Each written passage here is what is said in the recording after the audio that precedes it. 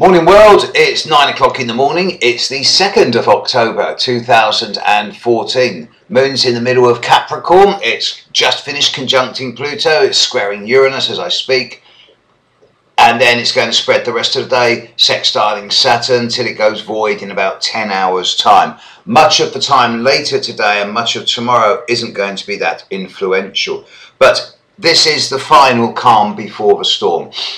If you've got astrological software and you're looking at a map of what's going on right now, you will see a really big, superficially healthy Grand Trine ongoing.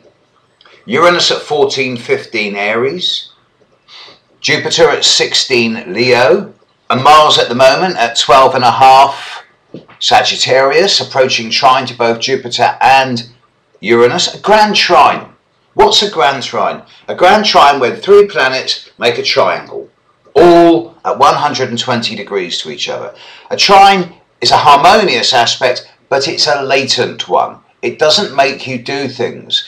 It brings windows of opportunity across you, and they float across you, but many people, because it's a trine, they go, oh, can't be bothered, next time. And 30 to 40% of people, when they get trines happening in their chart, they just say, ah, life's good anyway, I don't need to do this. And they miss their opportunities. Nothing goes wrong if you don't take advantage of a trine, but you do miss opportunities if you don't take advantage of it. Put on a global perspective, that trine that's happening now is going to be around for a week and a half, and it's going to underpin the eclipse in 6 days' time. It will act as the base root of it. The moon, when it's eclipsed, will be on top of Uranus and opposite the sun, and the Grand Trine with the sun will make a kind of kite formation. That's very nice too.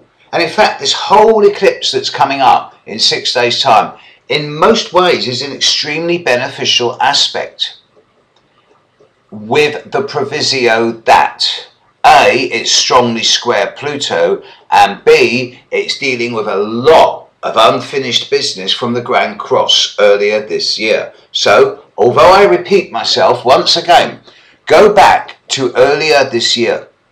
If you are one of these people whom got absolutely hammered by the events of the first 10 days or 2 weeks of January this year, you would have then seen a follow-on during the actual peak of the Grand Cross during the 2nd, 3rd, 4th week of April, leading to some type of surgery, fix, resolution towards the end of July. Now what's happening is that the eclipse is coming up and it's giving us all individually and collectively a test on the surgery that we all performed on ourselves earlier this year, and it's going to see if that's been successful or not. I do imagine a few people are going to crash and burn over the coming week. Most likely to be evident in the mainstream rather than localised. It's less likely to happen to people like you and me, and more likely to happen to people who are sticking their head way above the parapet and actually over-exceeding their remit. It does seem that this coming week is going to see an increased element of anticipation, even trepidation. But it's not there today.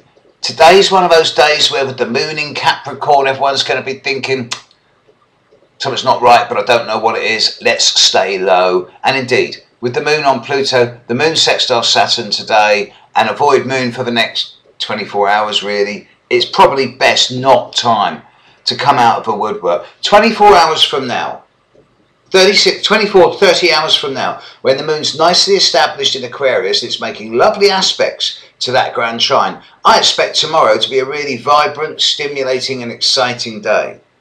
But today's one of those days where there's a sense of caution. Not risk, not danger, not suspicion, but caution. So, as far as today goes, folks, have a safe and cautious, instead of health and safety, a safe and healthy day.